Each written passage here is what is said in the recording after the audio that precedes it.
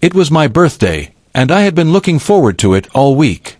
My girlfriend, Mia, had insisted on taking me to one of the city's most exclusive restaurants. She had made it sound like a grand surprise, the kind of evening that would make me feel celebrated and appreciated. I dressed carefully, picked out a gift for myself, as a little joke between us, and arrived at the restaurant exactly on time. The hostess greeted me politely, then I realized Mia wasn't there yet.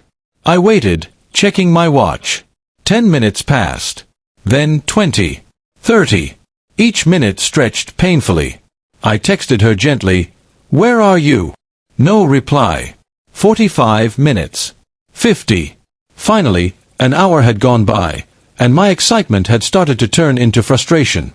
The maitre d' asked if I wanted to order, but I shook my head. I wanted to wait for Mia. After all, this was supposed to be a celebration for me, and I wanted her there. At the 1 hour and 15-minute mark, I began to notice glances from other diners. Some looked sympathetic, others amused. My cheeks burned, partly from embarrassment and partly from growing anger. When my phone buzzed, I hoped it was a simple, "I'm on my way," but it wasn't. It was a picture of Mia, sitting comfortably at her friend's cafe, sipping coffee, smiling at the camera. I felt my stomach drop.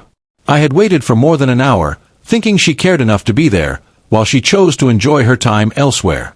I called her immediately. "Mia, where are you? It's my birthday, and I've been sitting here for over an hour." Her laugh came through the speaker. "Relax, it's just a little wait. You'll forgive me when you see the surprise." I froze. "A surprise? You're at a cafe with your friends while I'm at the restaurant you insisted on." There was silence on the other end. Then a half-hearted, "You'll understand." By the time she finally arrived, almost 2 hours late, I had already made up my mind. I wasn't angry in the explosive way people imagine. I was disappointed. I wanted to speak calmly but firmly, to make her understand the disrespect. She walked in, smiling, expecting me to jump up, hug her, and marvel at the amazing gesture. But I just sat there, arms crossed, letting the quiet tension fill the space. "Happy birthday," she said, placing a small gift in front of me. I looked at it, untouched. "Mia," I said, "I waited for you here for almost 2 hours. 2 hours. And this is what you call a surprise." Her smile faltered. I thought the restaurant would feel more exciting if I arrived late." I shook my head. "It's my birthday. It was supposed to be about me, about us celebrating me. Instead, I spent my time embarrassed, looking like a fool waiting for someone who didn't think I was worth their punctuality." The restaurant staff watched quietly, and a few diners glanced over. I felt a mix of shame and clarity. It wasn't about the weight or the luxury of the restaurant. It was about respect, attention, and care. Someone who truly values you doesn't make you wait while they prioritize themselves. Mia opened her mouth, but I stopped her.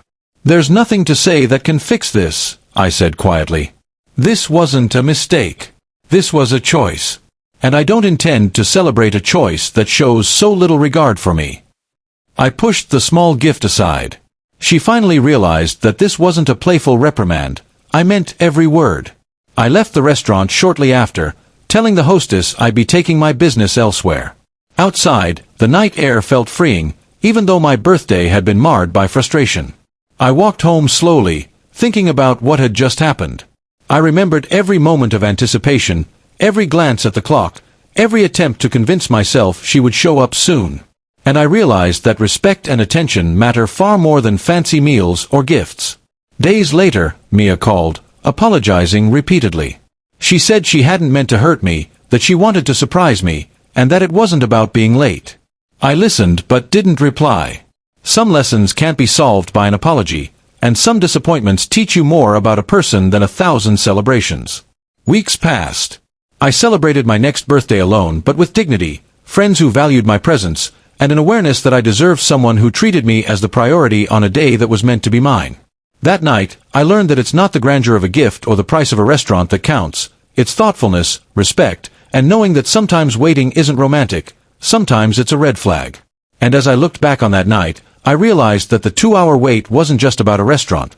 It was about learning my worth, and making a choice to never settle for less than respect again.